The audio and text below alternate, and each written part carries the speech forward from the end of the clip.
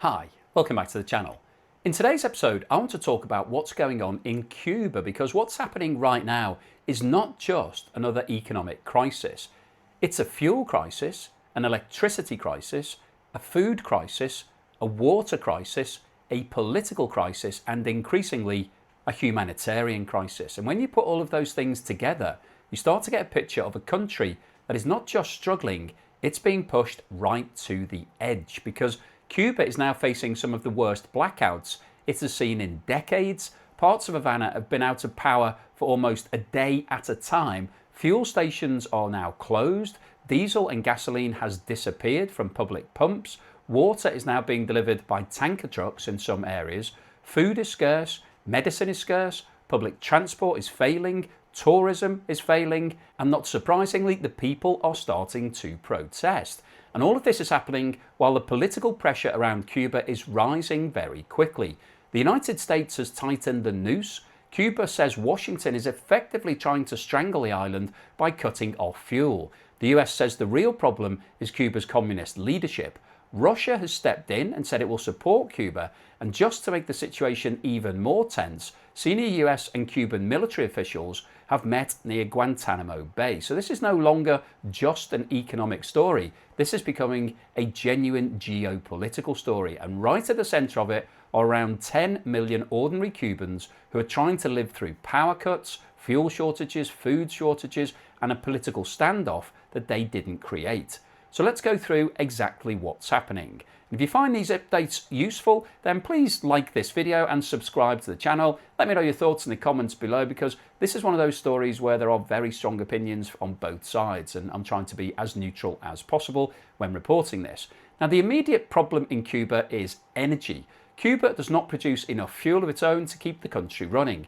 It depends heavily on imported oil and other fuels. And when those imports stop or even just slow down, everything starts to break. The electricity grid needs fuel, mostly oil.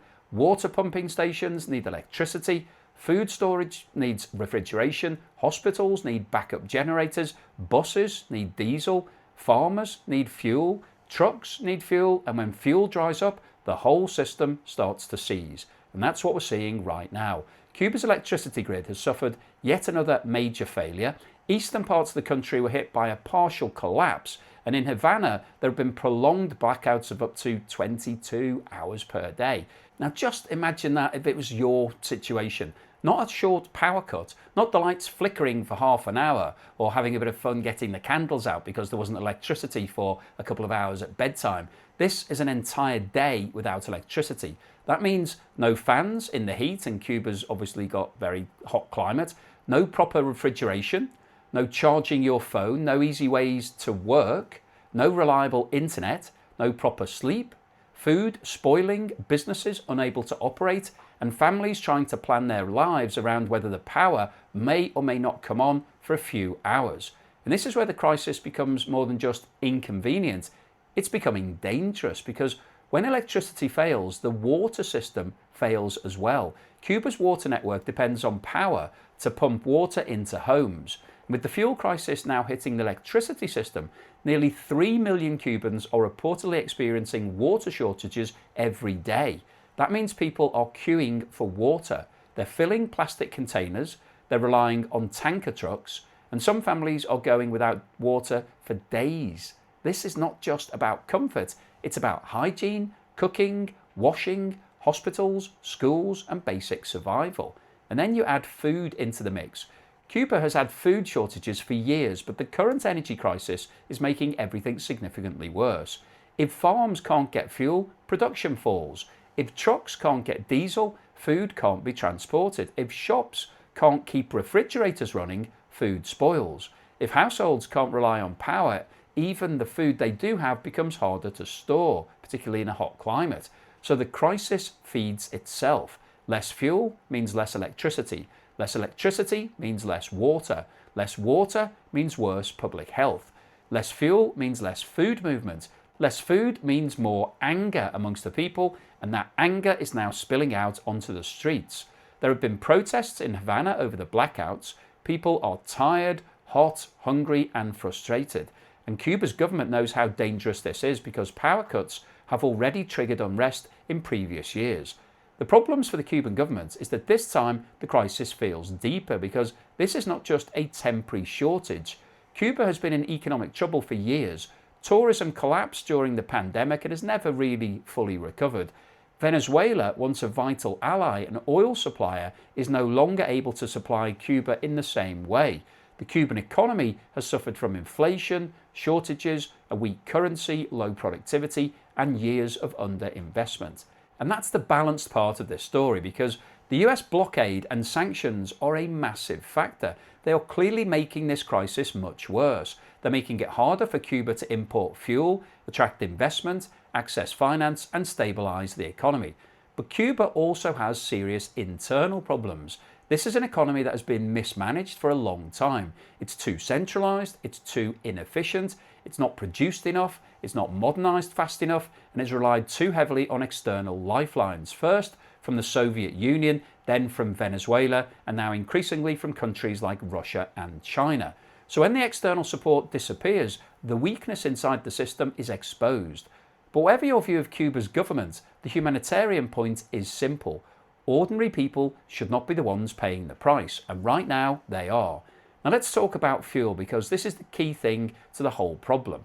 Recently, Cuba announced that it was almost doubling the gasoline and diesel sale prices, but that doesn't really solve the problem if there's no fuel to buy.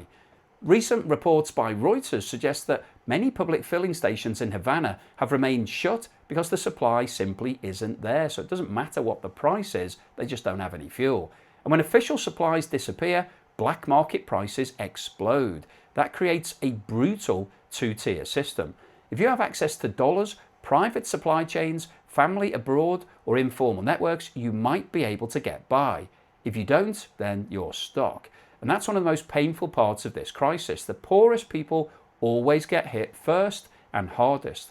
A fuel crisis doesn't just mean fewer cars on the road. It means buses aren't running properly, ambulances aren't able to operate, food deliveries slow down, water tankers can't reach everyone, small businesses can't operate, people can't get to work, and the entire economy shrinks even further.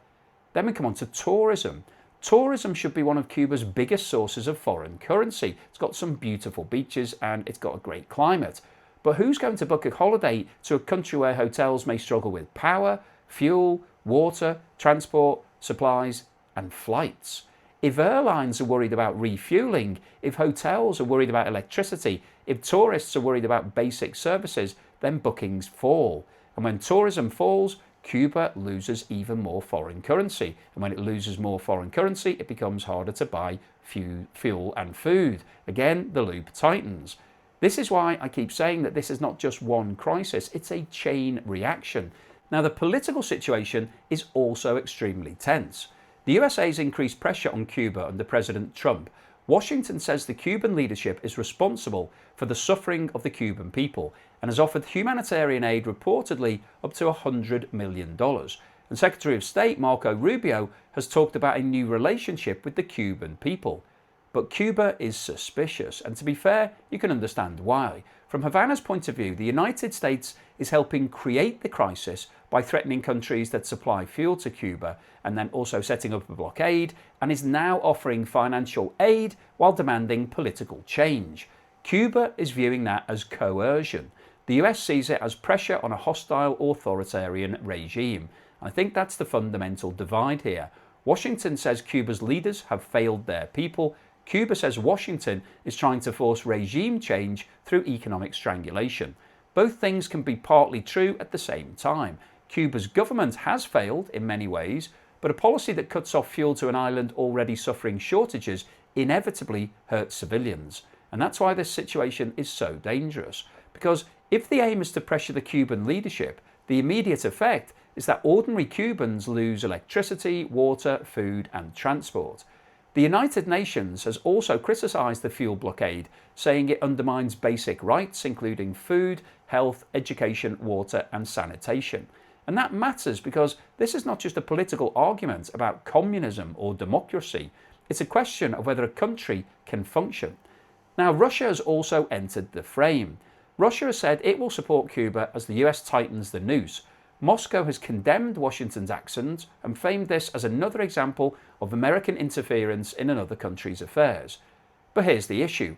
Russia is already under huge pressure itself. It's fighting a long and expensive war in Ukraine. It's under sanctions, its own energy infrastructure has been attacked, its economy is stretched. So Russia may want to support Cuba politically, and maybe it can provide some assistance, but the question is whether it can actually bail Cuba out to the scale required, because Cuba doesn't need speeches. It needs fuel, it needs food, it needs investment, it needs spare parts, it needs functioning power stations, it needs infrastructure, it needs money, and that's a much bigger commitment. China may also be part of the longer term answer, especially through solar energy. Cuba has been trying to expand solar power, and that makes sense because it gets a lot of sun. An island with Cuba's climate should definitely be trying to reduce its dependence on imported oil. But solar doesn't solve things overnight. You need panels, batteries, grid upgrades, financing, maintenance, technical expertise, and time. Cuba's problem is that it needs help now, not in 2050. It needs it today. And that brings us to Guantanamo Bay. A senior US general has met Cuban military officials near the perimeter of the US naval base at Guantanamo. That is significant because this kind of contact is rare and it comes at a moment of rising tension. Officially, the meeting was about operational security, base safety, communication, and avoiding incidents. And that's probably a good thing because when tensions are high, communication matters. Misunderstandings can become crises very quickly. But politically, it also shows how serious the situation has become. Cuba is publicly warning about the risk of US military aggression. The US is increasing pressure, Russia is backing Cuba rhetorically, and all of this is happening while Cuban society is under enormous economic strain. So where is all of this heading? What's likely to happen? Well, there are a few possible outcomes. The first is that some kind of humanitarian deal is reached. The US allows or facilitates fuel and aid flows, Cuba accepts assistance under international conditions, and both sides step back from the edge. That would be the best possible outcome for the people of Cuba. The second possibility is that the pressure continues. Fuel remains scarce, power cuts continue, protests increase, the Cuban government cracks down, more people try to leave the island, and the crisis becomes a migration crisis as well as a humanitarian one. The third possibility is geopolitical escalation. Russia or another US rival increases support for Cuba. The US responds with more sanctions. The Caribbean becomes another pressure point in the wider confrontation between Washington and Moscow. And the fourth possibility is internal political change in Cuba. That's clearly what some people in Washington would like. But regime change is not a neat process. It can be chaotic, it can be violent, and if it happens during a humanitarian crisis, ordinary people can suffer even more. So there are no easy answers or solutions here, but there is one very obvious point. Cuba needs relief. Whenever you think of the Cuban government, people need electricity, water, food, fuel, medicine, and basic services. You can't claim to care about the Cuban people while pursuing policies that make it harder for them to eat, wash, travel, work, or keep their children safe. And equally, the Cuban government simply can't blame everything on the United States forever. It also needs reforms. It needs transparency. It needs to allow economic flexibility. It needs to make it easier for people to produce, trade, invest, and survive. The tragedy is that Cuba is stuck between external pressure and internal failure, and the people are trapped in the middle. This is why I think the humanitarian issue has to come first. The politics can continue, the arguments can continue, the negotiations can continue, but fuel, water, food, medicine, and electricity can't wait. Because when a country's power grid is collapsing, when people are queuing for water, when filling stations are closed, when food is spoiling in the heat, and when protests are breaking out because people can't sleep through the blackouts, that is not just an economic problem, that is a national emergency. And if the world doesn't find a way to stabilise Cuba soon, then this crisis could get much worse, not just for Cuba, but for the whole region. I'll keep you posted on any further news and developments, but hopefully you found today's video useful, informative, and most importantly, thought-provoking. If you've liked what I've said, or maybe you just found it interesting, then please give me a thumbs up. Please subscribe to the channel if you haven't done so already, and let me know your comments in the section below. Should the US lift the fuel pressure? Should Cuba accept aid? Can Russia really help, or is this now heading towards a much bigger crisis?